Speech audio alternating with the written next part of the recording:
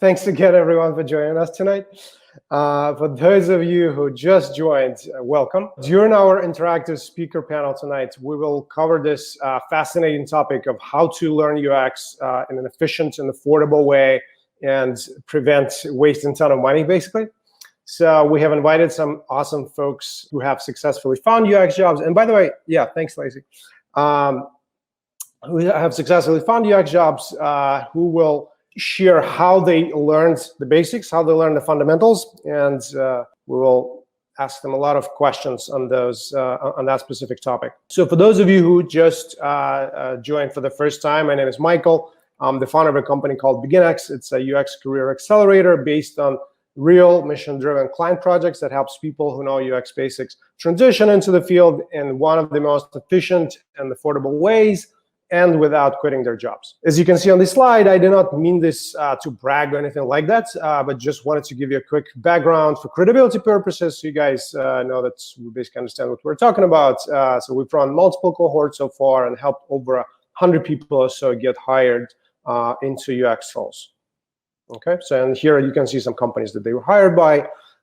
So we've basically seen lots of people go through this whole entire UX career transition. As we discuss the topic with the speakers tonight, we'll pause a couple of times during the webinar to take some questions, and we'll also take more questions after the panel as well. So we'll try to keep it as interactive as possible. So before we jump into the discussion, let's quickly set the stage and basically cover a few quick concepts that will help us guide this discussion effectively.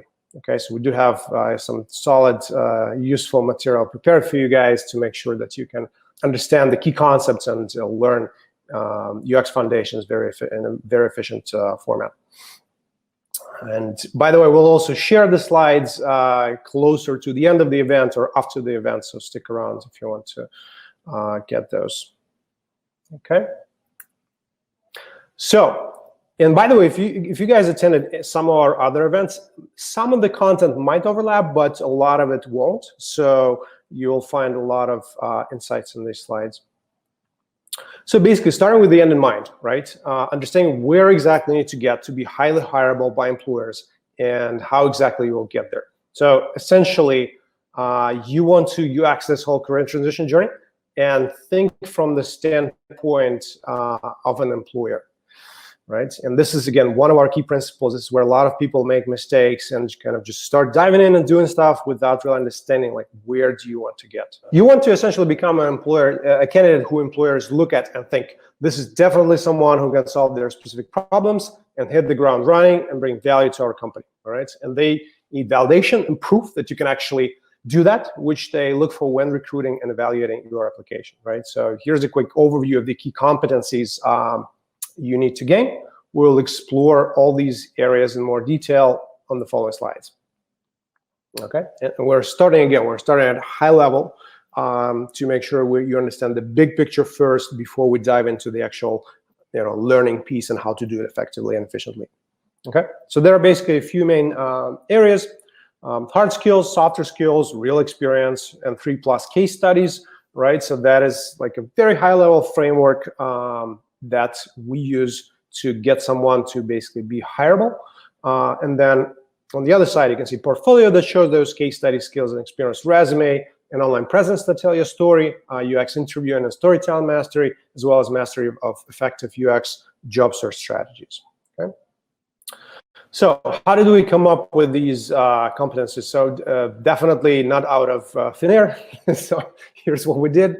We interviewed and analyzed hundreds of candidates, identified who had the most success in getting hired faster specifically, and why, and then interviewed 30+ employers and hiring managers to understand what they're looking for, analyzed job postings to identify typical employer requirements, ran over 50 or more events with both candidates as well as employers, interviewed them, and gained insights on what works best. So essentially, we used the UX process and did a ton of research to identify the key roadblocks people experience in this transition journey and gain insight on what is needed in order to design a better way to solve these problems and make the transition effectively. Okay, and then synthesized all that research and identified the common themes. And again, one of the key takeaways is just starting with the end in mind and clearly understand what you need to achieve to be really attractive to employers, so you can actually get hired and not just learn a lot of stuff and then get stuck. And next, you basically need to understand how exactly you can become, once you know where you need to be, let's explore a simple framework for how you can actually get there. Okay, here's a high-level overview. We'll dive into each of these phases in a bit. First, you basically just learn the essentials, foundations of UX, the key principles and concepts of the UX, the UX process itself, main methods, deliverables, tools, etc. And we'll dive into that in a second. Next phase we call practice and grow. This is probably the longest and practical phase where most of your learning, skill, and experience building will take place. This phase is mostly about applying, practicing, learning things, and more depth in the process, advancing your skills and building that real experience as well. Next phase is about, this might not be directly related to the topic today, but I do want you guys to understand the entire journey, to kind of understand the big picture and see like what's the whole point of the learning and what do you do with that learning afterwards, right? So the next phase is about creating all the search assets. This essentially involves packaging and presenting all the skills and experience in an effective portfolio, resume, and online presence, and the key phase necessary to position yourself as an attractive candidate to your job search. And the final piece is just understand search prep and execution, right? So that phase involves learning and mastering effective search strategies, the UX interviewing process prior to kicking off your search. So we found that a lot of people really like this product to service analogy. So the first two phases are actually quite similar to building a product, and we call them learn and build stage, as you can see highlighted in this larger gray box, right? This is what most designers and researchers actually enjoy. And the last two phases are very similar to marketing and selling, right? And of that product that you built. So that is how we refer to this particular phase. So essentially, the first big mistake people make is they do not build a great product that is attractive to employers, which means you do not develop your skills sufficiently, you do not have any experience, and if the product is not great, it will be very hard, if not impossible, to market and sell, and even if you're a master marketer. So the other big mistake is that that people make is after building an amazing product, they do not devote much effort to really understand what marketing and sales is all about. They, thinking just having the skills and experience is enough, and then it is just a matter of applying to tons of jobs, right? So meaning they do not really understand any of the science behind the marketing and sales, which means they do not put enough effort in order to position themselves as an attractive candidate, and they learn what effective search strategies are and how to navigate the hiring process successfully. And if you do not do that, you can also get stuck looking for jobs for a very long time if you get there at all, okay? So, and this is just a high-level roadmap for you as well that puts everything together, all these competencies and all the key phases. Again, we want to have a very simple high-level framework that can actually serve as a roadmap and help you get to where you need to get. May seem simple, but basically, how some people say a lot of things that are common sense are not common action, right? So we want to have a simple framework to help you realize your goals, right, and make this career transition. Some of the key points: start with the end in mind. Understand where exactly you need to get to be highly hireable by potential employers and how you will get there. Ensure you have a solid product before selling. Otherwise, you can waste months or even years. And once you have that solid product, it is key to learn, practice, and apply the principles and best practices behind the marketing and selling in order to get hired faster, okay? And it's also important, so do not confuse what phase you're in, right? Understand where you are and what may be blocking you from making progress, and focus on what is most important at that particular moment. So do not spread yourself too thin, doing too much in one time, because that will yield very little progress, okay? So now let's briefly dive in before we jump into the panel, because we do want to get to the panel ASAP. I want to set the stage and kind of give you the key concepts and key principles of how you can learn the foundations efficiently, okay? So we'll focus, this will be the focus on these first couple of stages: learn essentials and practice and grow. And that's basically what we'll explore. Some common mistakes. So learning is just one of the important pillars for building a solid product. that will make you marketable to employers. Basically thinking that learning is the only main thing that you need to land a job, right? It's definitely not. It's a very important pillar, of course, but it's only one of those. Then another one is perform more theoretical, just in case, what we call learning. So a whole bunch of stuff of which will not be used. So this can take an indefinite amount of time and then steal months or years from you without bringing you the results you actually want. Another one is just assuming that learning the UX foundations will get you a job, right? Even if you're coming from a design background, it's not enough to get hired in the vast majority of cases. But of course, it is the first foundational steps, which you want to save time on, and that's what we'll focus on. And another one, overpaying for courses that teach you UX basics, right? So some folks may need to take in-person courses for learning basics, and that is totally fine. So just do, or like live courses, basically like the course that used to be in person, now are just live online courses. So just do your research and do not overspend, because there are very many options with huge variations in price, and we'll actually explore those as well. And if you can learn the theory and essentials online on your own, there are also very many free or cheap resources that you can use and save a ton of money. If you do not avoid these mistakes, the results can be just spending a ton of time and money and just to learn the basics and not making much progress to actually starting your UX career. So, right, so that doesn't really have to be the case. Okay, how can you learn the foundations efficiently? And by the way, as we are going through these slides, please listen actively and write down all your questions, because we want to make sure that the questions will come not just from the moderator or myself to the speakers, but also from you guys. So quite a few of you may already, some of you might know the basics, and so this step can be sometimes one of the more obvious, but we want to kind of quickly explore how you can learn those. So this is mostly about the basic hard skills, right? So knowledge of the UX process, methodologies, key deliverables, tools, and during this phase, you can also do some exercise and projects as well. Okay. So next phase is next topic we want to address is basically how you want to understand this whole UX process first, and the phases as well as the deliverables, right? So that is one of the first parts of this phase, and basically you just want to get a high level. Again, it's great to start at a high level, right? So to make sure you actually understand where you're going, where you're moving, and you don't waste months on doing something that is not really necessary. And basically, you also want to be able to produce the deliverables for each of the phases of the UX process, right?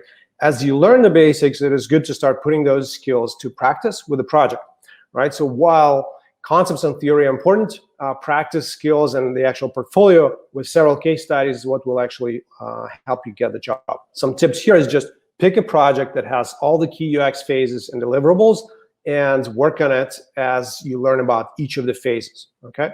So this way you will not just learn the key concepts, but you may also have your first portfolio case study done as well.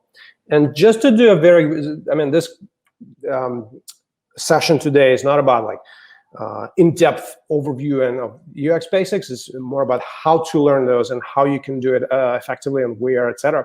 But just to do a very quick overview, right? So we'll just go over each phase really quickly, right? And this is also a high-level summary of the UX process, right? So you can see there are 5 main phases, so to speak, and then you iterate after those, right? So first, research, right? So let's say you're a pure beginner who is just starting to learn, right? So you want to first understand what this process is, right?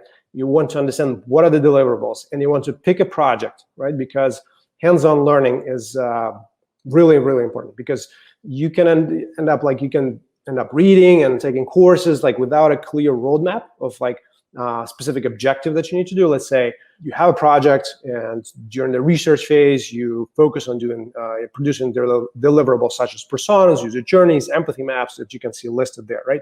So this will really focus your learning, because you'll be learning exactly about those areas instead of learning about everything possible, right? So after that, we have information architecture and user flows. Basically, typically, also this phase is referred to as interaction design. So that involves user and task flows, sitemaps, and taxonomies. Next, wireframing and prototyping. This is also can be grouped under the interaction design umbrella. And then the deliverables there are wireframes and prototypes. After that, there's usability testing, or sometimes referred to as evaluative research, because you evaluate the prototype that you put together or to get user feedback, and then that's why there's iteration after that. And there can be multiple rounds of iteration. And some of the sample deliverables for this phase are usability testing reports. You basically want to understand what are the roadblocks for the users, and where they get stuck, what do they like, and iterate based on it. The final phase, right, and it's not always covered by all UX professionals, is visual and UI design, right? But a lot of the roles, here's basically a tip for you, right? If you want to be highly marketable, it is an important phase for you to learn as well, especially in the beginning as you're starting out. And then under the visual design, right? So we have such deliverables as higher fidelity mockups, clickable prototypes, higher fidelity clickable prototypes. So this is where you would actually work on the aesthetics and on like the prettiness of the prototype, but not just like all those like micro elements as well. You also want to get proficient with the tools, obviously, and you can see some of the most common, most popular tools used currently here on the slide. Sketch, XD, and Figma are typically currently some of the most popular. Figma has grown tremendously over like last 3 or 4 years. Like almost, very few people talked about it 4 or so years ago, and now it's gotten very popular. It's a great entry-level tool that is web-based, and there's a free option as well. And we're not affiliated with it. I've just heard lots of people had a great time kind of starting out with that tool and even using it much more in a much more professional setting. So you can also do various project learning, as mentioned before. So that typically works best because UX is a very hands-on profession, right? And again, concepts, theory is important, but what will actually get you a job is practice in your portfolio, right? So you want to get to that hands-on phase ASAP, and that's why project-based learning is typically best. You can also do various design challenges or attend hackathons to practice and build your skills. Just keep in mind, right? So these smaller projects that you do maybe in an hour, 2 hours, right? So typically will not be as valuable for your portfolio, right? So the main goal for those is just to practice and build up the skills, right? For portfolio, you need more comprehensive and sizable and bigger projects that you can actually talk about. So, and just remember, right? So hard and technical skills, that is just the start, right? So a lot of more traditional schools basically focus just on this, technical skills or hard skills. This is a mistake, because in order to get a candidate hired, there are several other important areas that need to be built up. But today we're exploring hard skills and UX foundation specifically. Okay, so another important area, right? When you're learning the basics, it's important to understand the difference between upskilling or learning versus career transition courses, right? Because if your goal is just to learn the foundations, you can do it in a much more affordable way if you just do the upskilling or learning, if you just pick the upskilling or learning courses, right? Because career transition courses, they basically have a much greater result that they're trying to accomplish. They want you to help you change your whole career.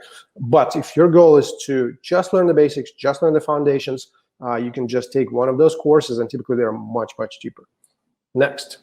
So next we have this very busy slide, but we actually wanted to see all these options and not just to hear me talk about it, right? So, and this is what we want to cover as well. So just options for learning UX foundations. So obviously, we pretty much, these are listed in order from like most expensive to most affordable, right? And like most support to least support, basically. Okay, so higher education, obviously, right, is an option, right? Typically the most expensive option, can well be worth it, especially if you don't have a degree yet. So next we have instructor-led live online courses. In the group format, so it's more interactive, kind of similar to in-person courses, right, where you have a group, where you have a teacher, an instructor, etc. So typical cost about like 1 to 4K or so. Some examples can be GA's part-time UX course, or in New York, FIT has a UX certificate, right? So these are some good options for that type of course specifically. So next, there are mentored online courses, right? So where you get access to their content along with some mentor support. Typical cost just for those foundational ones is typically can range anywhere from like $300 to 1.2K or something like that, right? So, and some examples of those are GA's on-demand course or Springboard. All of these major bootcamps, online bootcamps like Springboard, Career Founder, Design Lab, they have their introductory courses, right, that you can take, and through those you can learn those fundamentals, and it's much cheaper typically than the entire career transition bootcamp. Another interesting option is asynchronous support courses. So this is actually an interesting option, right? So these are similar to Mentor, but support is mostly in written, not live format, right? And this means their costs are lower, so their pricing can be lower as well. And they often have these group office hours or communities also are sometimes available. And the typical cost can range anywhere from like $20 to $400 or so per month. So some examples are, you may be familiar with, are Udacity's UX Bootcamp, right? So by the way, I think they have just got an email, they have a great sale of like 75% off or something like that. So it can be a great option for someone to learn the foundations if you need just like not a ton of support, but like some support in written format from mentors. Treehouse is another great company. So they have, they are listed in the next option as well, but they have this UX tech degree option as well, where you have group office hours, you have some asynchronous supports in Slack and something like that, right? And cheaper options in this particular area are Coursera and IDF, right? So if you basically have to go at their pace, and you can also get stuff like peer reviews and some feedback on your work as well. Okay, the final area is independent study courses without support, plus books and articles, right?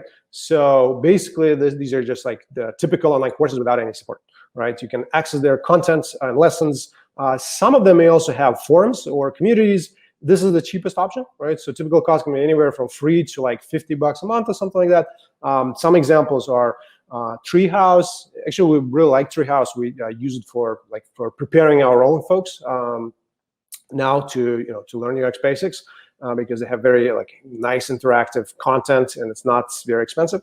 LinkedIn Learning, which used to be called lynda.com, Udemy, Skillshare. Skillshare also has lots of great design and UX courses. Coursera, if you do audit only, basically no feedback, you can just get access to it and kind of just run through those courses. For a lot of them are free.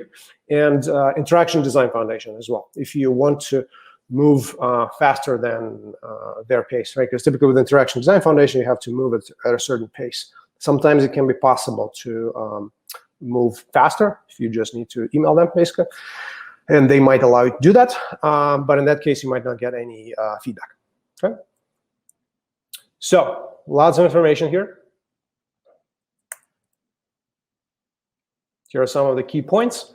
So this is just the start, right? Learn the foundations, obviously, will not get you a job in the vast majority of cases. So you'll need more practice and several portfolio case studies, ideally with real clients. That's what we recommend to our students and alumni to actually get hired.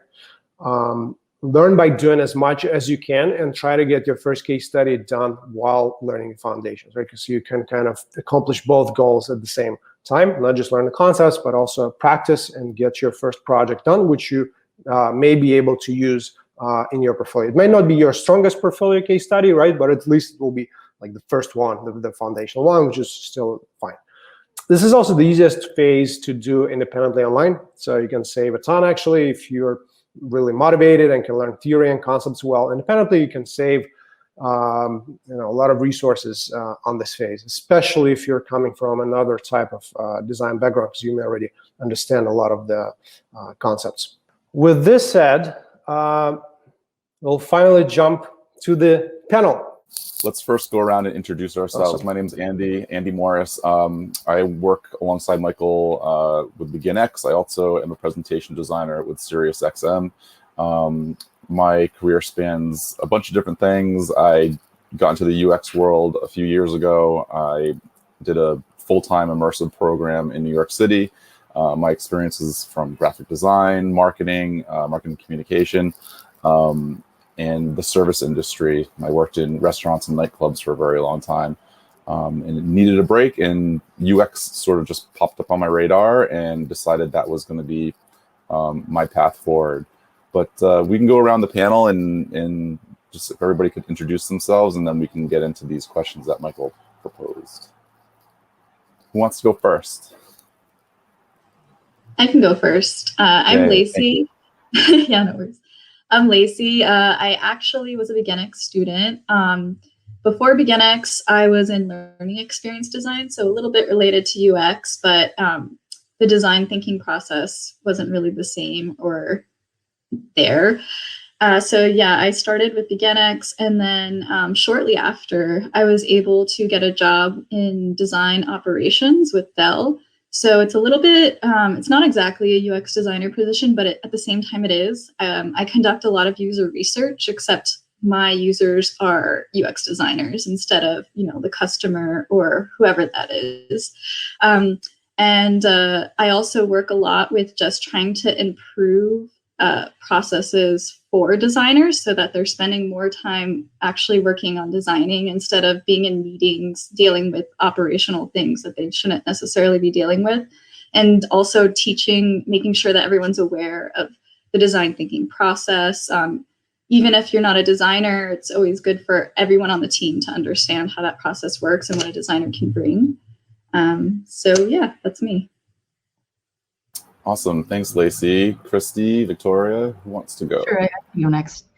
Hi, my name is Kirsty. I am a product designer at Simple Citizen, and that's an immigration platform that makes the U.S. immigration process more accessible to users for certain visa categories and case types.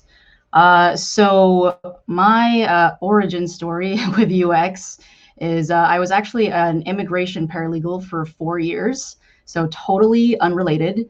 And then I had my existential crisis where I didn't want to go to law school and be a lawyer. So I started shopping around and seeing, what do I want to do with my life? And UX came up, and it seemed like the perfect marriage of mixing those reasoning and writing skills and the creative inclinations that I had as well. So I also am a BeginX student, and that going through the BeginX program is really what enabled me to enter into this industry. My story is a little strange, and I'm kind of an anomaly in that my immigration law firm randomly decided to have an IT division that needed a UX designer. So I immediately kind of pursued that and kind of tried to see if I could get in with them. It was located in like another state initially, but eventually they came around months later and had me on. And now this company has acquired a startup, which is Simple Citizen. So I've shifted into this startup role now. So wacky journey, but yeah, it's been quite a ride. Yeah, that's my story. Awesome. Thanks you, Kirsty. Victoria. All right. Hello, everyone. It's interesting. So we all have BeginX in common, and we're all in the UX design field. Suspicious. So I am a UX designer. I'm currently at a company called Corteva, and I've been in the design field for the last 10 years. I have a graphic design degree, and the reason I'm in UX and the reason I'm speaking with you guys is that UX is combination. It's kind of like the marriage of design, visual design. It's the marriage of research, psychology, detective work, and kind of the business needs. And it's all a marriage of that. And growing up, my favorite TV show was Columbo. And I love how he figured out who the killer was at the end of the episode. So I think UX is kind of similar. We're trying to solve for the user. We're trying to solve, not a crime necessarily, but we're trying to solve a problem in a creative way. Awesome. So that's a good segue into our first question that Michael proposed. What exactly from UX fundamentals do you, from any one of our panelists here, think is most important to learn first? And anyone can jump in. Sure, I can jump in. For me, I think learning how to do user research is the most important thing. I think it gets you in the headspace of problem solving and really flexing your empathy muscle and kind of understanding what UX is all about. You know, it's not just graphic design. It's not just making a pretty user interface.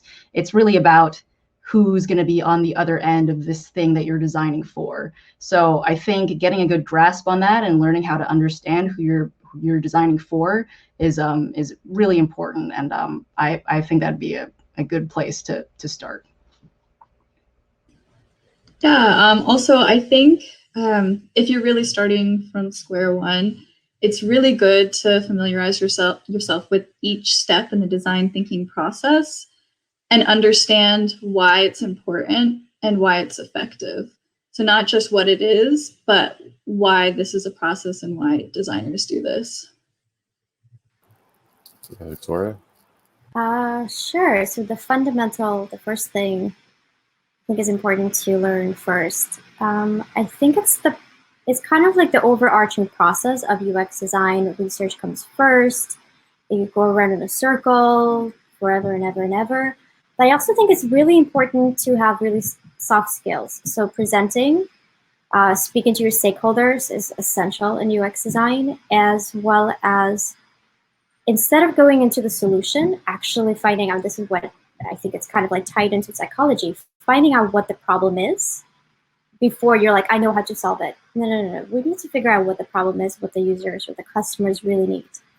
Yeah, just to add on to everybody, I think, you know, trying to understand at least at a very high level of what the process of UX means, what that is, and what each section from, you know, soup to nuts, being from research to solution, or sending off a product to development, and just having a high level idea of what those sections mean would definitely be helpful.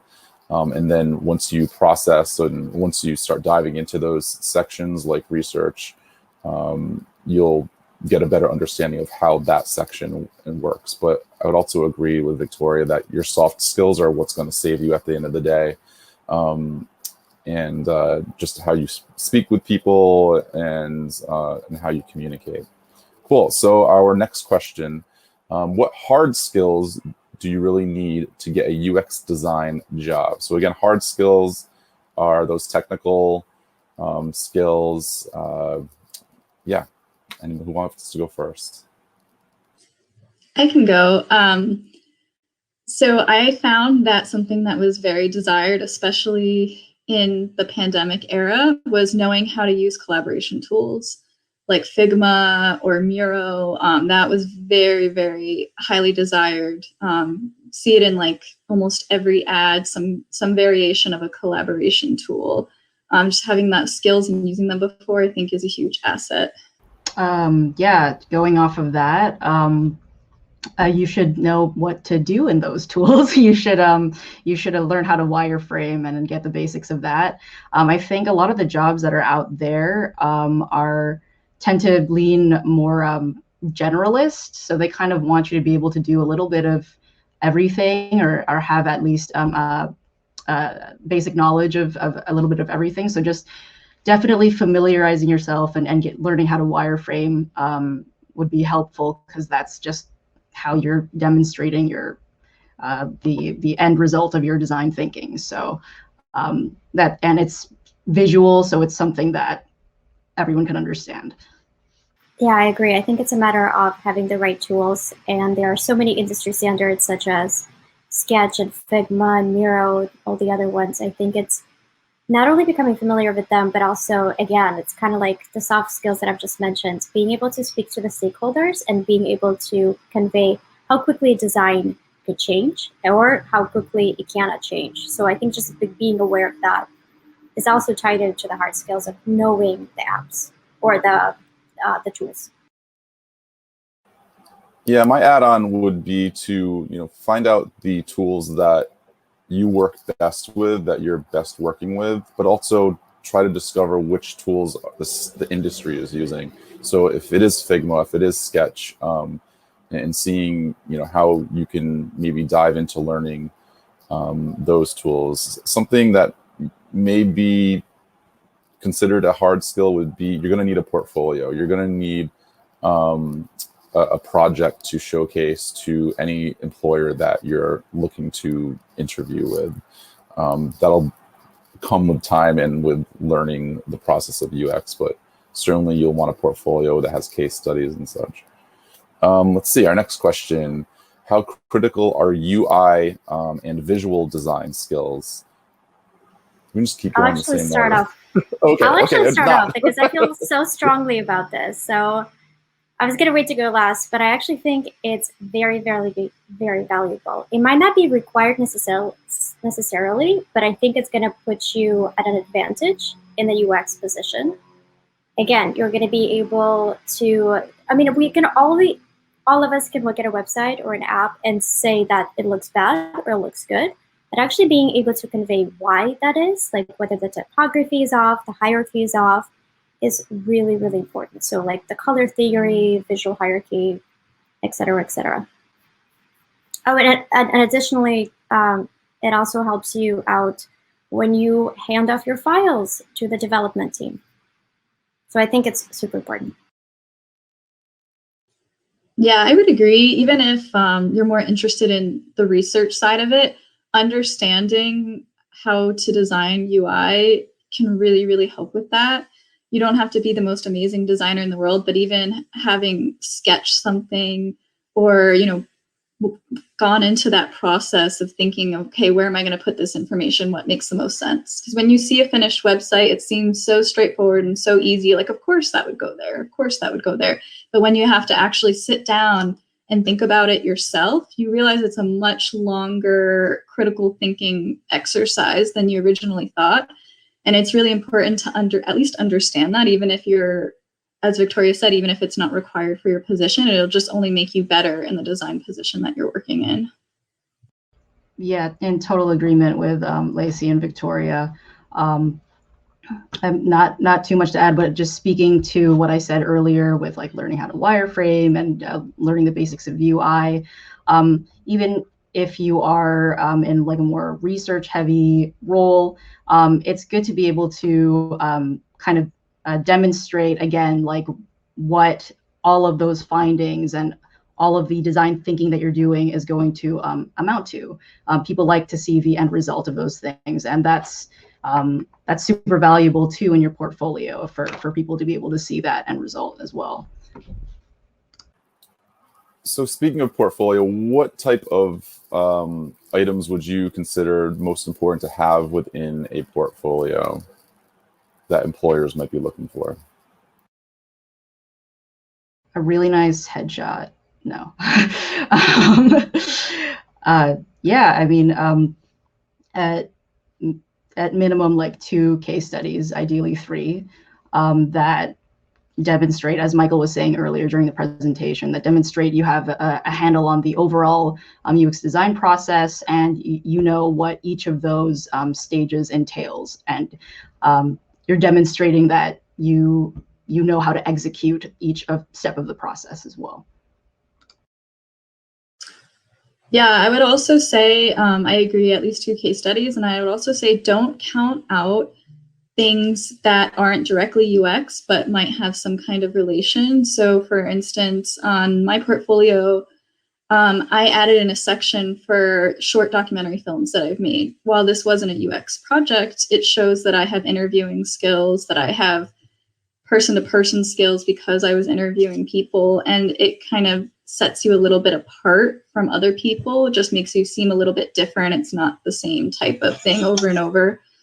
So if if you're doing a career change, really think about what you've already done, even if it wasn't specifically a UX project, that you can frame in a way that would make you valuable as a UX designer. I'm going to increase the number from 2 to 3. I would expect to see at least 3 projects. I think that's the golden standard, at least in my eyes.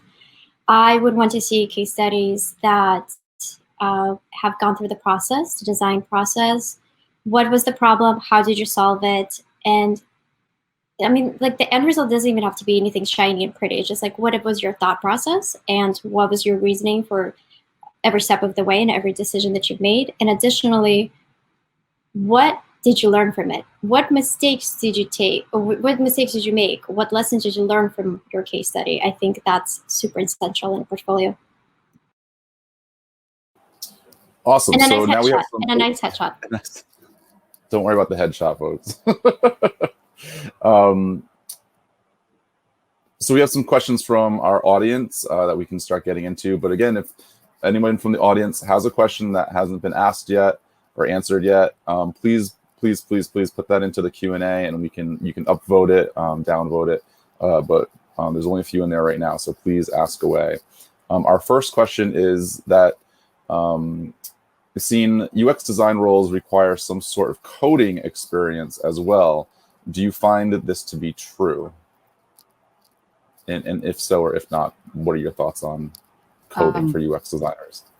So the extent of my coding knowledge is probably HTML for my Neopets shop many years ago / MySpace. I'd say MySpace, yep. that it's, back in the day. I don't even know if it's up anymore, but yeah, It is, I would say it's not. It is, yeah. It's definitely changed, I think. Yeah, but no, I keep thinking about MySpace now. I've lost my train of thought. No, I feel as though a lot of UX design roles don't really expect you to have that. Obviously, it's sets you apart if you do have a background in that, for sure. But I don't think it's 100% a necessity for all roles. I think so. I agree with that. It's not necessarily a necessity for all roles, but same as knowing UI, I think having at least basic knowledge and understanding of it is really beneficial. I mean, you don't have to be someone who can code this really, expert website with tons of different things going on. You don't have to be that, but just taking even an intro course with coding, HTML, CSS, it would really help you empathize with the developers and really think about the designs that you're doing. So even if it's not necessarily required, it might be a good thing to learn, because again, it would just make you a better designer. I'll absolutely echo everything that everyone has said. I got into design back in high school because I did code my own MySpace page, and it was the coolest MySpace page. It's no longer up. MySpace does exist, but they've skinned all of the profiles, unfortunately. I think it's good to know, like Lacey said, I think it's really good to know, and I think it will be beneficial, although I don't think you need to be able to sit down and start coding things, because that could actually bite you in the long run. Yeah, I would say, it's an extra, it's a bonus, it's an upskill. If you have those, great. And like Lacey said, it's only going to benefit you if you do have those skills, coding skills, or anything for that matter. If you are a researcher and you have a bit of interest in UI or visual design, it's great to at least have a foundational understanding of what that language is or what it means. Because even if you're not able to design, say, user front ends, image, or experience, and if you're not able to code, at least you'll be able to have the understanding when you do speak with engineers or whomever, that empathy and understanding. And that's what UX is all about. It's all about empathy, understanding, and communication. I think that's actually a really great point, Andy. Hold on, I think that's something I forgot to say. I think knowing coding up to a certain degree is super helpful, because at the end of the day, I think there is so much integration for the development team, and being able to say hey, or being even able to know how long certain things will take to code versus not is super essential. And it builds that collaboration element that is so vital in good UX design and in good companies, is that you can come up to a developer and you can say hey, I saw this cool website or this cool app, is this possible? Or they can come to you, which again is the brilliance of UX, all the collaboration. Yeah, and again, I think from the panel and myself, it's a suggestion. It's not a must-have skill to get a UX position. It's definitely an upsell for sure, if you're able to have that. All right, cool. Let's go on to our next audience question. Let's see. Any tips for beginners? Any tips for beginners to gain experience that employers will value? I think we've gone over that a little bit. It's definitely your soft skills, how you communicate with others, if they find you likable, experience to gain with employers will value. Can anybody answer to that? I was just gonna say, it depends on the employer, and that's why it's really good to do your research. Of course, there's like those standard things like you have UX design experience, you've used these tools, et cetera, et cetera. But one thing that got me, why my current employer at Dell really liked me, was because of my learning experience. So even though that was more like e-learning courses and educational, having something extra like that, again, I think can really make you stand out. Same thing if you're a career changer, finding a way to use that to make you stand out, something that other people wouldn't have, I think is a good idea. Right, and again, just to reiterate before, just again being able to demonstrate that you have a grasp of the UX design process. I think going through that is a very valuable experience.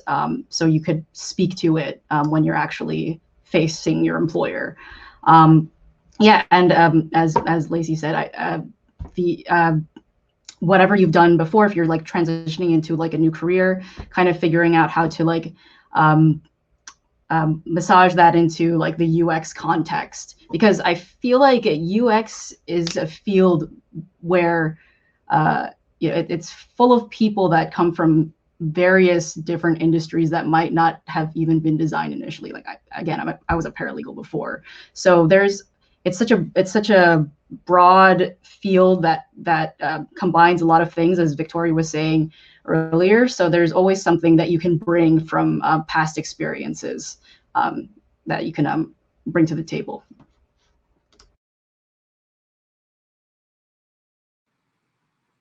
I'm so sorry. I totally snoozed on that. I was typing a response in the chat box. Andy, could you repeat that? I was doing the same. It's okay. Yeah. So how do you see? What type of skills do you see? Was the question? Sorry, we already did not go. Any tips for beginners? Let's just go to the next question. It's okay. It's Monday. It's Monday. Is any tips for beginners to gain experience with what employers value? Like, what value do you think employers are looking for? Yeah. Oh my goodness, so many things. It's interesting. I was not in a meeting with him, but I was watching a Zoom call with Alan Cooper, and what he said is super, super interesting. He basically said that a lot of employers value finance and money versus being user-centric, and everyone in the Zoom call was like, yes, there was like 5,000 people on there, UX professionals. So I think at the end of the day, it's really vouching for the user. As long as you have a good manager and they appreciate that and good stakeholders, I think that's the most important. You're designing not for anybody in that conference room or on the Zoom call. You're designing for the people that would be using the product, and you're like really, I mean, you're their Superman or Superwoman or super whatever for them and their needs and their problems. Awesome. Okay, let's move on to our next question. Let's see. Do any of you see UX job growth in the field of education, or how do you see the world of UX in the field of education? How do you see that influencing it? Reminds me of Actionally, Victoria. Did you spend time on that? I did. I think there's a lot of potential. I don't know if they mean just in the industry, in the education industry in general, but I know that so many schools have gone virtual or may continue to be virtual. So I think there's plenty there. I would add, I think UX especially in the climate we're in today, is a growth field in any industry that wants to have a better relationship with their customers, better to know their customers, or how to better serve their customers. And whether that be students or teachers within an educational environment, or that be faster ordering and service pickup for a drive-through restaurant. I think you can really look to UX as being something that is just going to continue growing in any field or industry that wants itself to grow and to be better. The industry is all about data. It's design data. It's designed based on information and numbers. It's data-driven design, as you might say. I can take over, Andy. Thank you for taking care of this until while we're resolving big market challenges. So I'll continue with moderating the panel. So why don't you guys also, here's another good question for you. What tools do you actually like and recommend to our audience? I know we covered a few of them. Do you have any particular favorite ones? What would you recommend to everyone? For collaboration, I really do like Figma. I've tried using Framer, and I don't know, it felt like it was lacking. I was having a lot of trouble using it. I was spending a lot of time to figure out how to do really simple things. And that wasn't really the case as much, at least with Figma, in terms of designing. I too am Team Figma. That's been the tool that in the past 2 companies I've been with, we've been using Figma. So it has a relatively low learning curve too, and it's just really easy to use. Okay, we will have to connect because I don't think the learning curve I think it's quite steep. So in my previous roles, I was at JP Morgan, I was at MAC Cosmetics, this and that, and I've ever used Sketch professionally.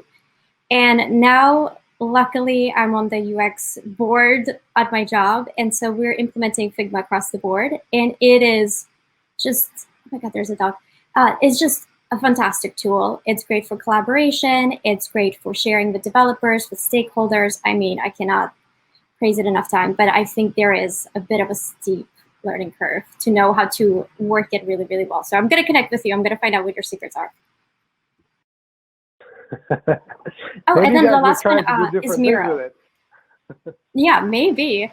Oh, but you can also do interactions, and you could do prototypes. I mean, like, that is just like, I haven't even gone there. That's just a whole new world. Another tool that I really like is Miro. Fantastic. I love Miro too. Yeah, I love Miro. It's great. Yeah, Miro is definitely great, especially for collaboration, right? For like distributor, because I know that's one of Figma's key strengths is basically team collaboration. It's much easier. So then coming back to the more general question, how did each of you actually go about learning UX fundamentals?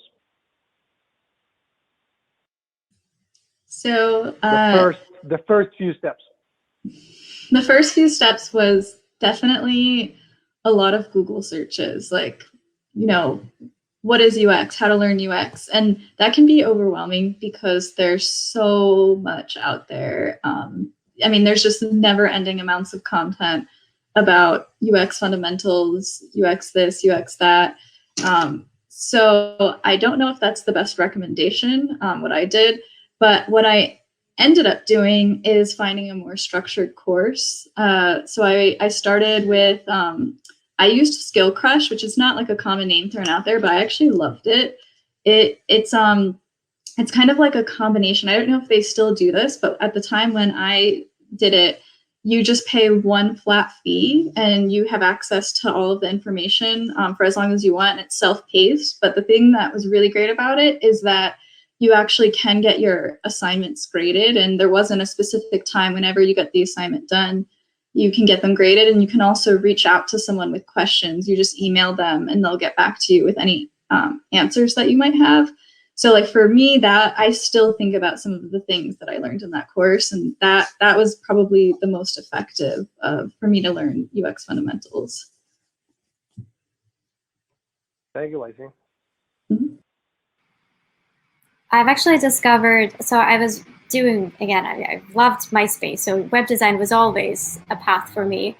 And I remember I was at Mac Cosmetics and I just kept hearing UX this, UX that. And so I Googled it, and the first thing that came up was General Assembly was doing an intro course, like an hour-long intro course. I was like, what is General Assembly? What is UX? I don't know. And I remember sitting down, and it's like what I said in the beginning. It's psychology, it's being a detective and being a researcher and visual design. And I was just like, this is like me coming home. This is amazing.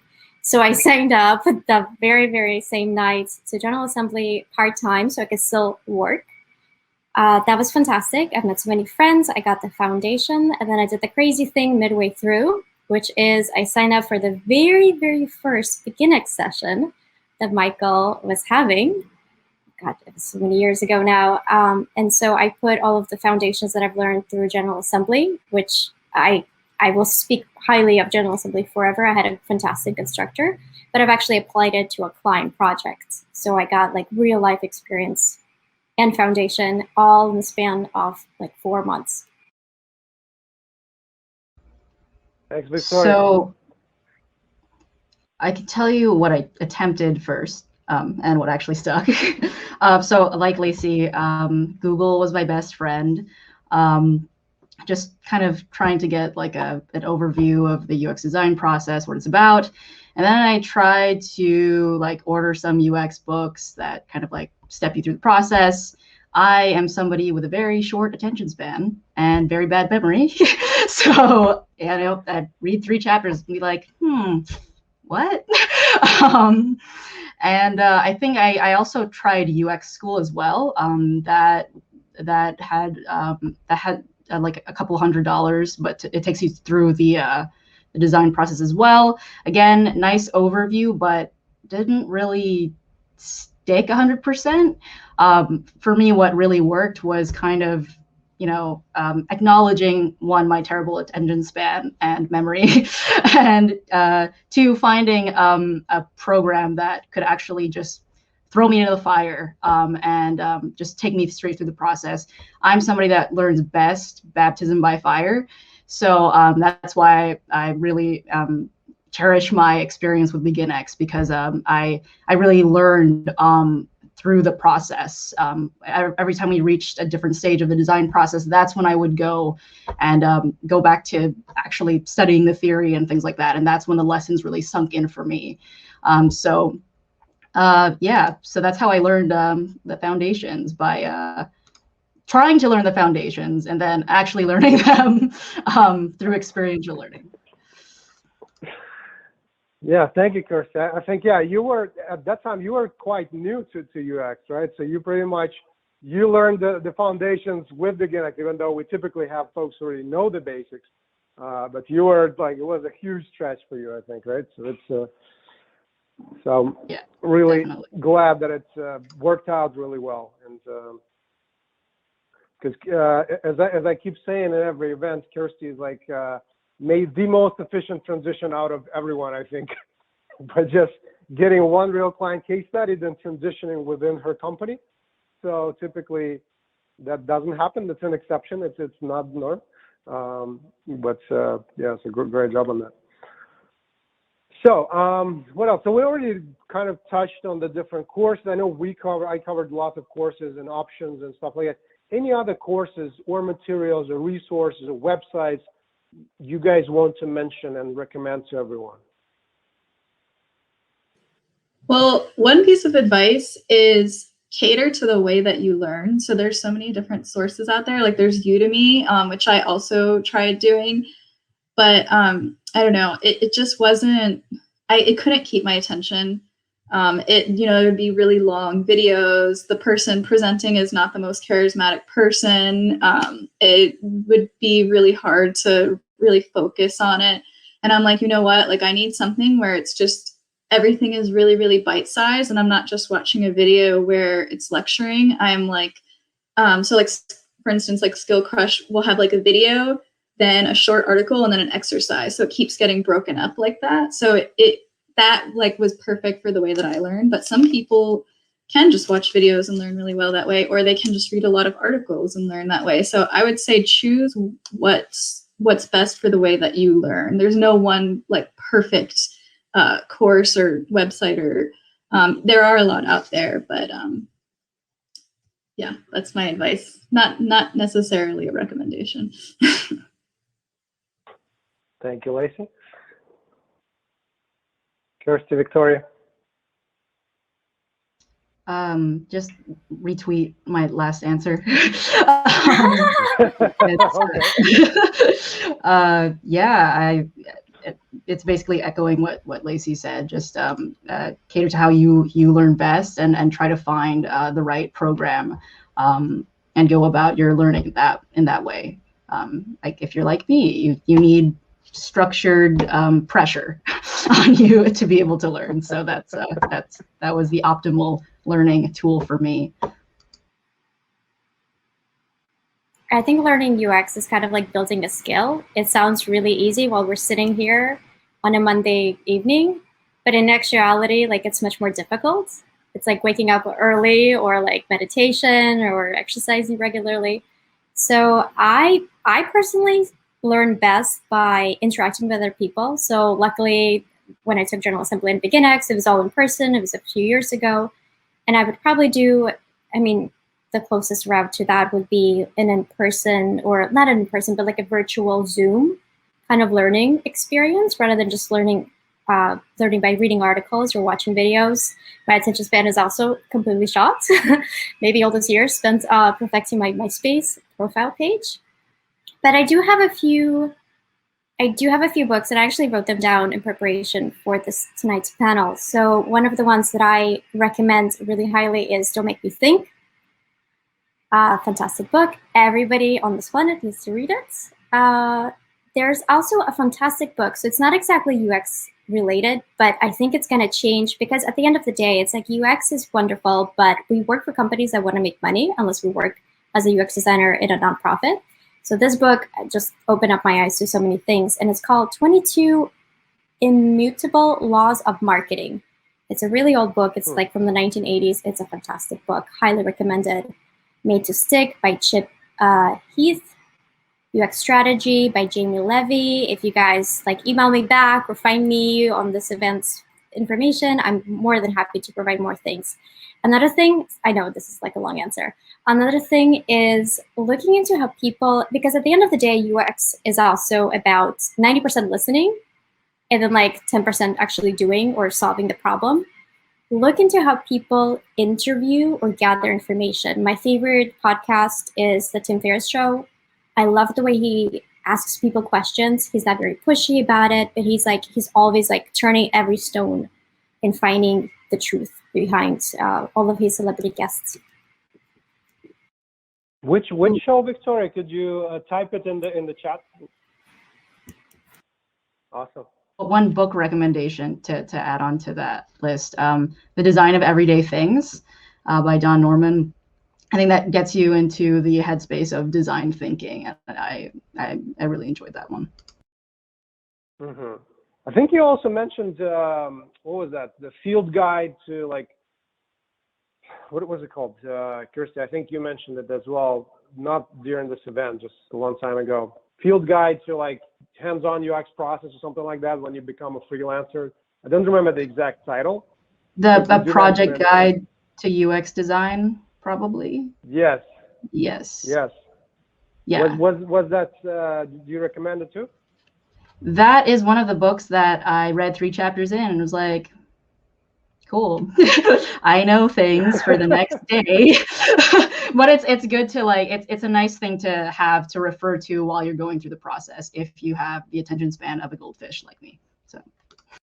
I think it might be too freelancer and kind of your own contracting, UX contracting, consulting business focused, right?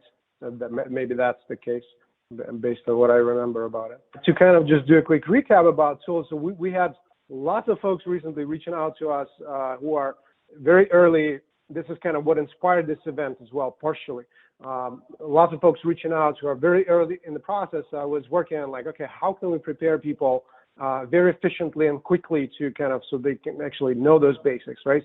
And just to add to what we mentioned earlier, one of the key things is definitely, so first, just get the big picture, right? Just understand the UX process, the umbrella, the key phases, etc., right? And then dive in, but then doing and practice is absolutely key, right? Because if you just, that's like probably the biggest mistake I notice people make is just doing too much watching, reading this and that not applying anything, right? And you can, I mean, there is so much content, you can just watch it all your life if you want, right? So it's like, it's just important to like pick a project, and that's what we did in like a preparatory guide, basically, right? So you pick a project, you have all the phases, you have deliverables listed, and for each of those phases, you learn exactly what you need to know for that particular phase, right? So it's, and for now, we've been using Treehouse, even though it's like we're not partners or anything like that. Maybe in the future we might partner or something. But I mean, you could use other resources too, but it's probably one of the most efficient ways. Instead of kind of learning here and here and here and here, you like focus on a specific phase, specific deliverables, you learn exactly, and then you put into practice right away, and then you get your first case study. Okay, so I know it's so a lot of tips here. So yeah, here's another thing I wanted to ask you guys. So what are some mistakes that you guys made while learning UX that cost you valuable time, and what do you think are biggest time wasters while learning in general? And what is key to learn quickly? So mistakes, time wasters, and key to learning quickly. Okay. Okay. Well, for time waster, one thing that I thought would save time, which actually did not end up saving time, was just trying to like jump into a tool and wing it and be like, oh, I can figure this out. And then I get stuck somewhere, and then I'm like, how do I do this? And then I spend all this time Google searching how to do it. And it's something like so simple, like just changing a setting or something along those lines. It's definitely worth it to just watch like a video of someone using the tool, going over basics instead of just jumping right in, because it'll end up saving time in the end. Even though you feel like you're not doing anything and you're just sitting and you're watching, it'll be really valuable. And I learned that lesson the hard way. So time waster, what were the other ones? Mistakes and what? Mistakes and key to learning as quickly as possible. Well, mistakes. One mistake would be, well, also what I just said was kind of a mistake too. Also maybe trying to learn everything all at once. So going back to me trying to Google search and like figure out everything, you know, when you Google search, you get things catered to people at different levels, and then getting like a little bit frustrated and, you know, and then also getting hung up on something. So like, for instance, instead of just getting an overview of the design process, getting hung up on just the first step of the design process and feeling like you need to be an expert in it. It's like, no, you just need to learn those foundations first. You don't need to be an expert in research yet. You don't need to do this. So that was also maybe kind of a time waster and a mistake. And I'll let the other ladies go and maybe come back around to me.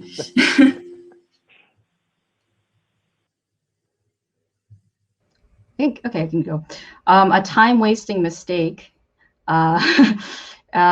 is to echo like what I've been saying for the past couple of questions, just spending too long trying to focus and learn the theory and think that you have to have all of that down pat, and waiting to jump in and go through the design process. I think that's a huge time waster.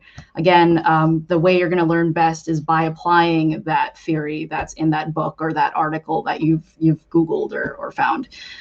So don't wait too long to go and apply that, because that's really what's going to get you going with your portfolio and get you building on those UX skills. Okay, I'm trying to sit here and think about in the beginning stages of my UX life, what was the mistake? And I sincerely cannot think of any. I sincerely cannot. And I think the reason for that is because every mistake is a learning opportunity. And I took it as like, I'm a new beginner. Like, I don't even know. stepping into that General Assembly classroom, I was like, I don't even know what UX stands for, let alone like what it is that we will be telling me tonight. So I think keys to learning is just admitting and being okay with the fact that you're a beginner, that you don't know it all. And look, we're all sitting here, we're here on video, like we probably know just a certain percentage of what UX is. Like there's just always so much more to learn.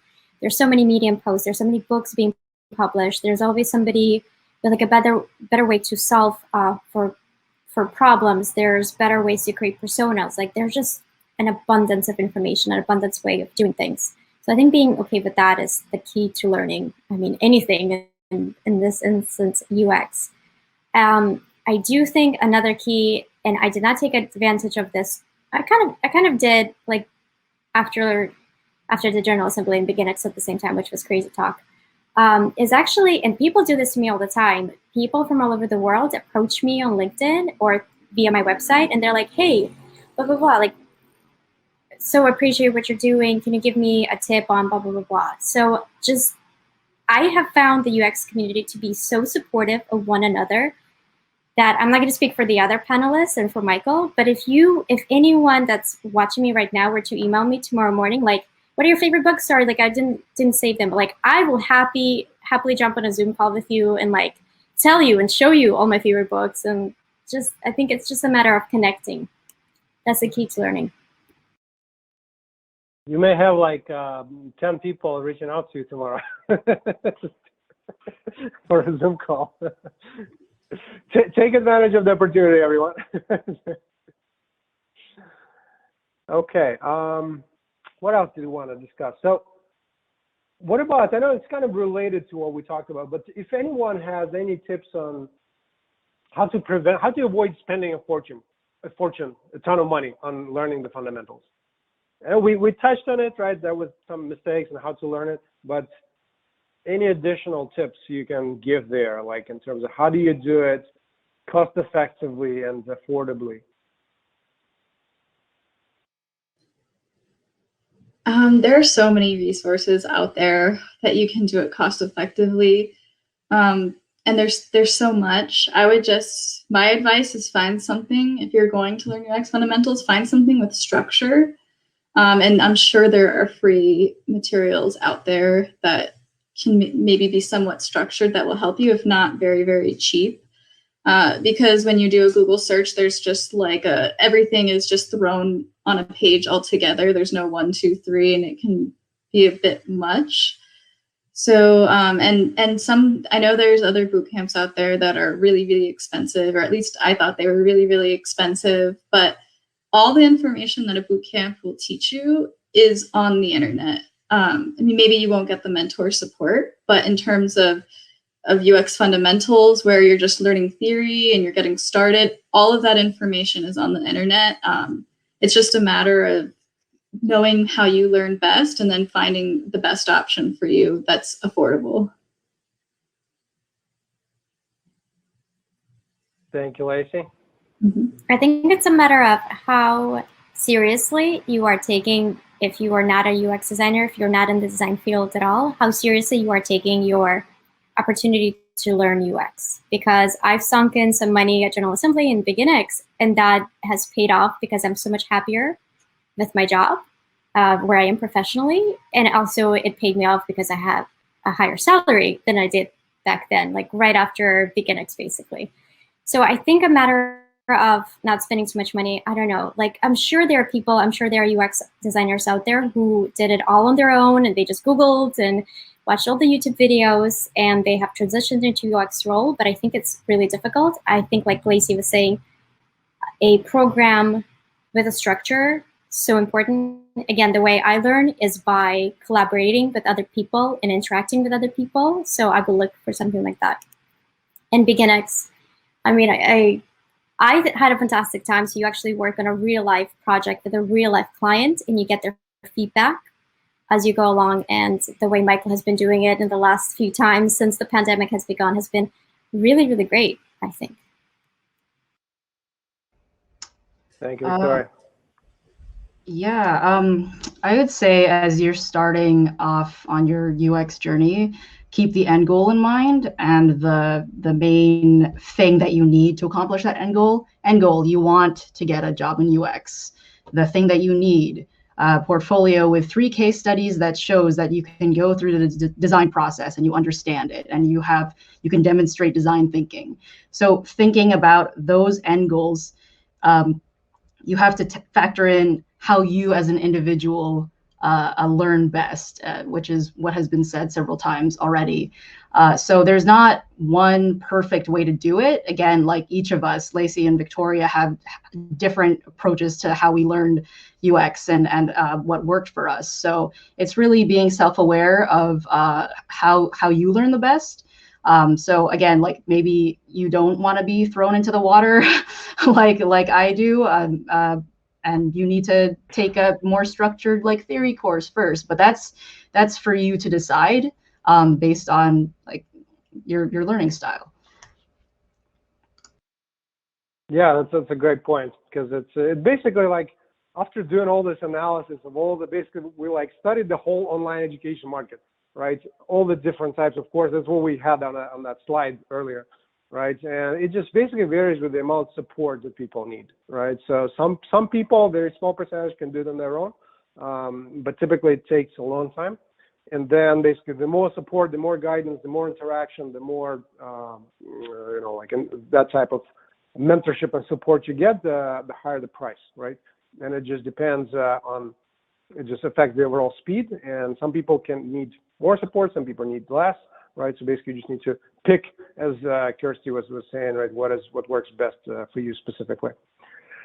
Okay, so what about softer skills? And by the way, for the audience as well, so please, I know some questions have been answered, but yeah, don't hesitate to put more questions in Q&A. No question is silly, no question is bad or anything like that, as long as it's related to learning UX fundamentals.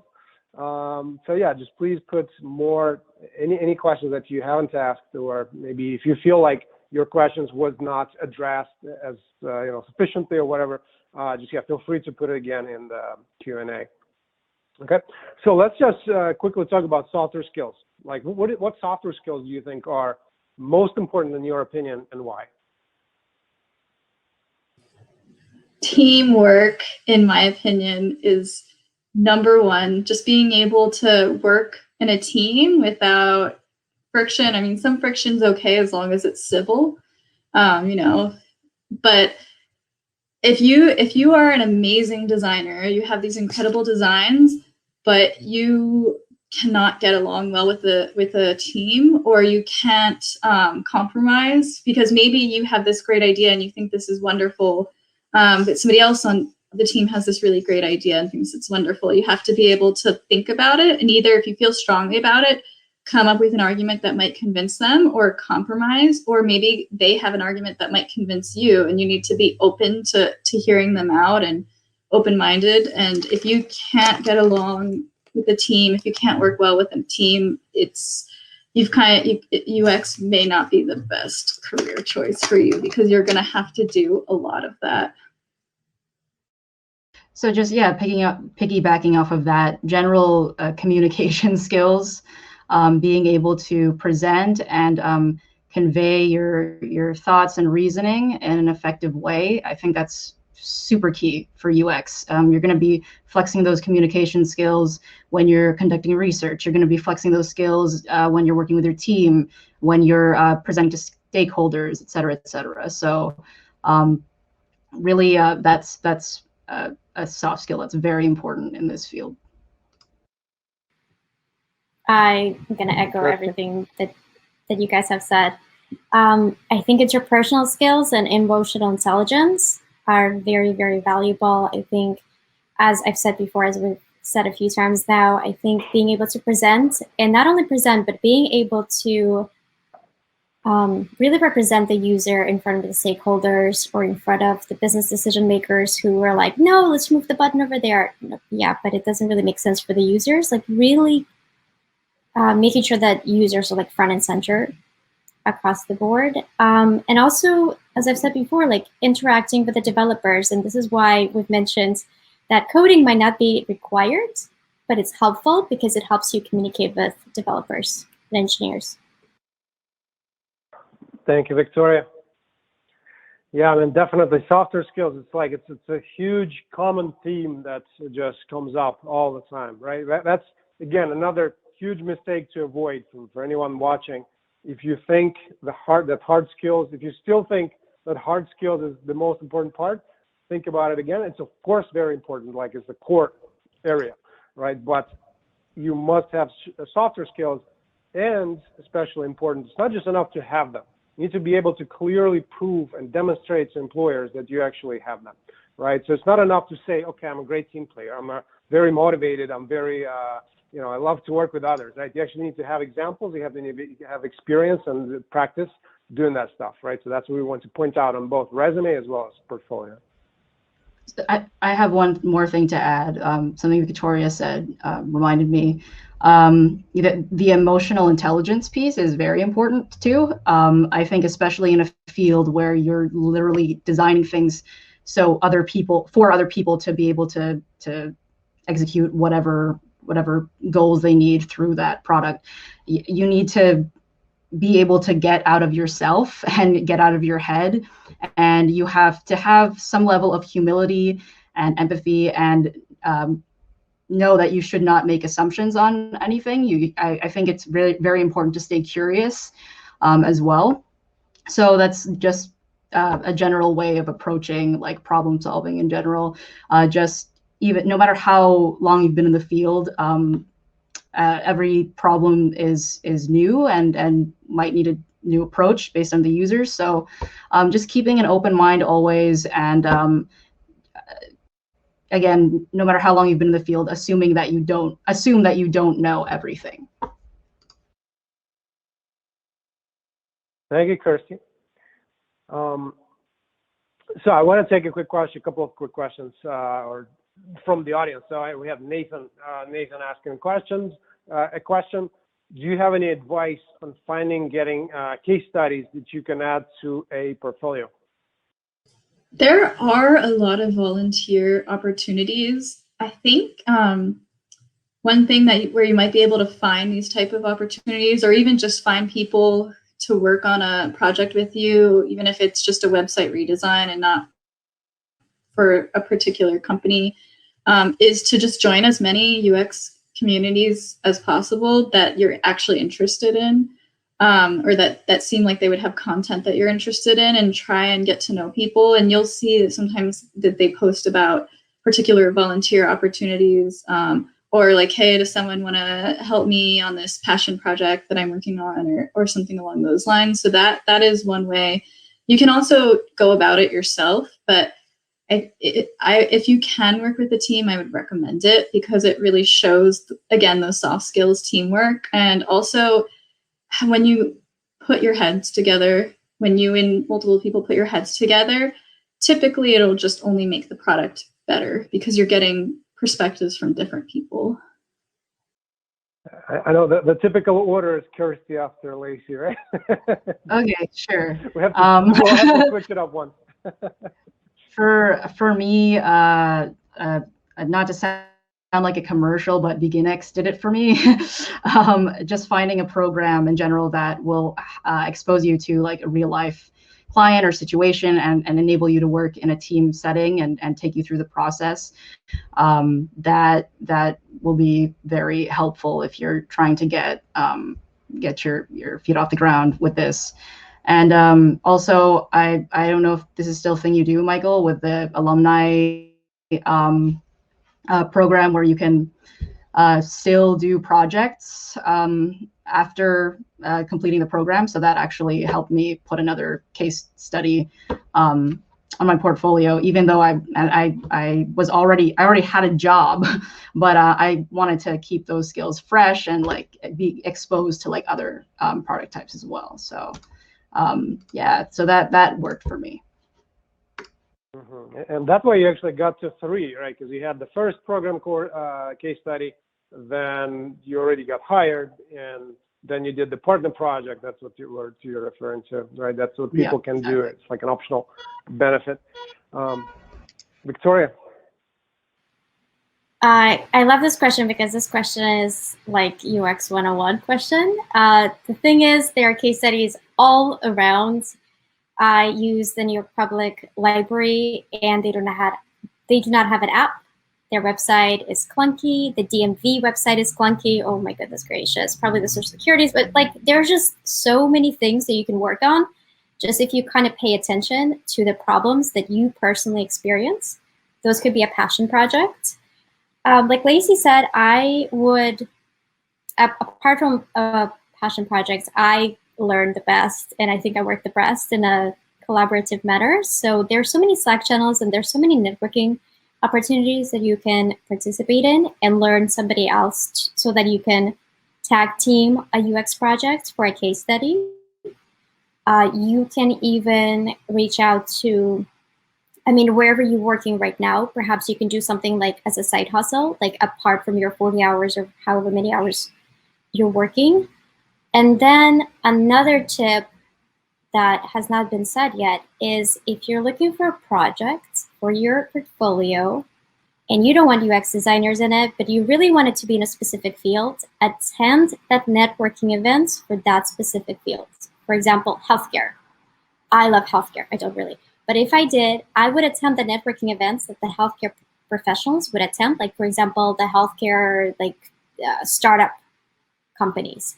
And then I would approach them and say like, hey, I'm a UX designer. I'm just starting out. Like, do you mind if I just do this work pro bono? That's another way of getting some work on your portfolio. Thank you, Victoria. So yeah, just to kind of recap, and by the way, we actually released a whole new, like, comprehensive training video. It's a recording from one of the past, like another comprehensive webinar that we did. It's like 2+ hours. It talks about the whole journey. So if you ever get to it, we can actually send it in a follow-up email to the audience if you guys want it. There are lots of tips on how you can get case studies as well, right? So one of the core things is definitely just trying to get real projects, right? And I mean, you can, like all these folks, right, are our alumni, right? So they were in the program, but you can do something similar on your own too. It's just harder, right? Just like may take longer. And basically just volunteer, find a nonprofit or find a startup, or, you know, there are plenty of opportunities. Right? You can reach out to accelerators as well, right? You just have to be very persuasive, right? And basically to persuade them to work with you and kind of learn to pitch your services to them, even if you're doing it pro bono, right? And by the way, that's another great tip, right? So a mistake that people make often is not volunteering and just not offering services pro bono, right? Because it's much better to just volunteer and do something pro bono for 3 months and then get a high-paying job rather than just spend that time not building yourself up and just click an apply button for 3 months or 6 months or a year or whatever, right? And you're not making yourself any better candidate during all that time, right? So basically, any time, right, that you're, let's say you've learned the basics, right? You understand the concepts, you have to keep building, like all the time, right? Basically, because all this time that you're maybe like job searching, right? You could be building yourself up, right? You could be accumulating those months and years or whatever of experience, right? So that's just very important thing. You could also do passion projects, of course. You can do student projects, especially like our advice is like on the first one, it's fine if it's passion project, it's fine if it's hypothetical project, like that's because you're just starting to learn. But then after that, try to get as many real projects as possible, because you want to be able to stand out from the crowd, right? Because there are lots of people who will have hypothetical student projects, right? And especially now and during the pandemic, it's a little bit harder, right? Because on one hand, there is more demand for like digital designers and digital product designers and UX designers, and because a lot of businesses are getting digitized, basically, right? So you need more designers on one hand, but still there's an impact on the economy, right? So it's not as, it's a little more challenging, right? So that's why it's just key to stand out. Okay, so we have a quick question from SSR Robinson. So it's, I guess your first name is SSR, I hope I'm referring correctly. So with data being such a big part of the world today, in the future, in the way it influences design decisions and evaluations, how does Beginner's course help students to get a grasp on this? So I don't want to be like this event to be talking just about like about BeginX specifically, right? Because we're just exploring the topic in general. And even though, I mean, we'll tell you more about the program like in a few minutes at the end. But maybe just in general, do you guys have any thoughts in terms of with data? Have you worked a lot with data? Because data is a huge trend. Like there's more and more data. It's very important. Do you guys have any experience, or maybe you want to just talk and touch on that in terms of like what you did with it and how it's maybe what are some skills to pick up or something like that? So I think one thing to always remember with data, if you're starting a project, make sure that you have some kind of baseline, because later when you go back, you can have a percentage, right? That's just by itself, like, I don't know, 50% of people are now doing this because of my design. And that may not be that impressive unless if you have that baseline where it's like, oh, only 30% of people were doing it before. So that's one thing. But also I personally really like qualitative data. So there are ways where you can turn qualitative data into quantitative data. So if that's something that you're worried about, you know, if you're doing user interviews and you're like, oh, well, how am I going to show this data? There are definitely ways. I would encourage you to research it. You can do thematic. One thing I've done is I did thematic analysis and then just quantified the number of things that came up in each theme. I mean, that's one way that you can quantify, even if that's not like your main statistic that you have in your portfolio. That's still something that just can help you see a difference in a way. Yeah, I think that's a really broad question. I think that whenever you're doing that generative research, that data is going to come up. And again, it really depends on the industry that you're in and the product you're designing for. So it's hard to like provide a narrow specific answer for this. But yeah, that kind of doing the research and getting that data first gives you a baseline, like Lacey said, so you have things to compare against as you go through your own design process.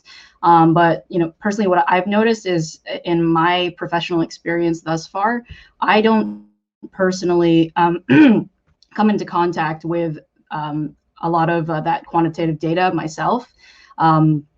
It's usually qualitative data that I'm working with and churn out as well through doing the UX process.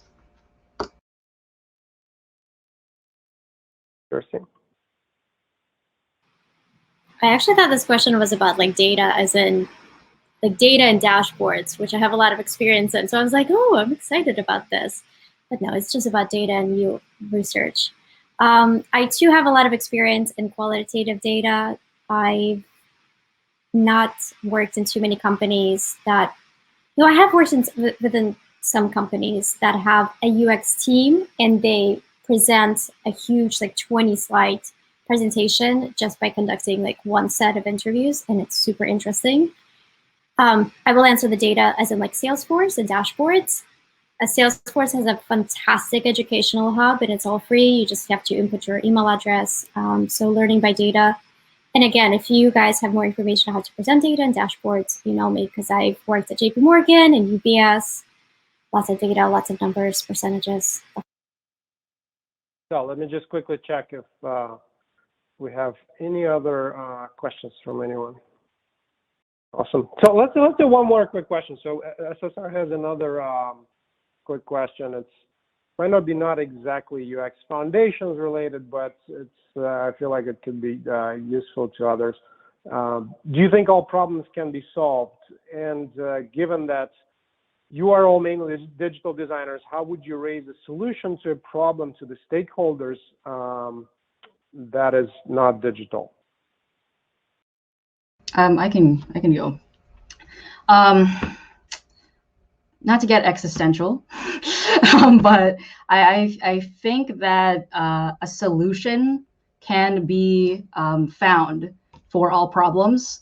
I don't know that that solution will always be applied. So again, existential answer. But I think there's always a way to tackle a problem. as long as you're doing the design process properly. That's definitely something that can come of it. And then the second part of the question, how would you raise a solution to a problem that's not digital? I feel that the problems that we're trying to solve are not really digital, right? They're about the people and like the reasons that they're using that particular product. So when you're doing your user research, you're going to find those pain points and those things that you're solving for. And they're not necessarily going to be, oh, it's because this button is in the wrong place that's ruining everything. So when you're presenting that research to your stakeholders, that's a time where those problems that you're finding will come up.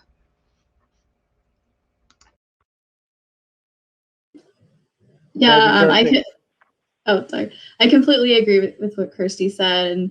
And so if you're finding that there is a problem that can't be solved, or you're having an issue solving this problem, maybe you need to reframe the problem, or are you focusing on the right problem? That's just one thing. I always like to say, if you can't find an answer to a question, maybe you need to ask a different question, not to say like, oh, just forget this question and move on to something completely different. It's just maybe you're looking at what you're trying to solve at the wrong angle. Because I do also agree that there is a solution for everything.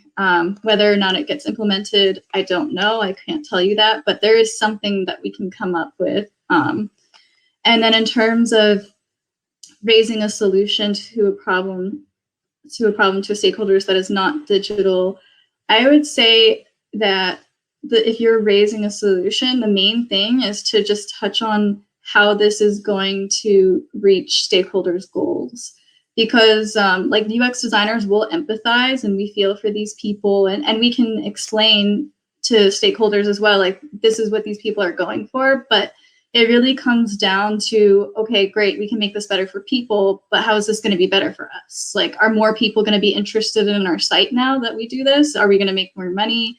Are we going to be seen as more trendy? Whatever their goals are, I would just always find a way to frame it back to those goals. Thank you. All of that. That's also well said.